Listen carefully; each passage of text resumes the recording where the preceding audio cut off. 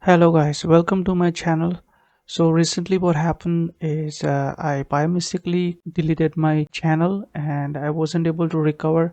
So I went through the Google search. I found that the community help where everybody is having the same problem. They are not able to recover the channel, and most of them replying said that you be not able to recover your channel.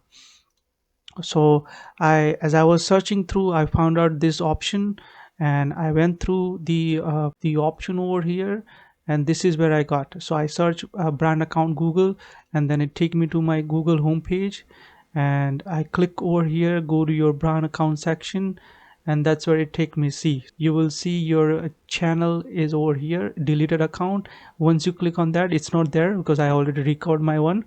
So once you click on there, you will be able to see the restore symbol over there. Once you click on that, you will be able to record this channel. So and one more important thing is the channel I have, it is a brand channel. So if you have a channel without brand, you won't be able to recover. So what you have to do is you'll have to go to on Twitter, and then you have to post your message over with helping of YouTube team over there. You have to tag them.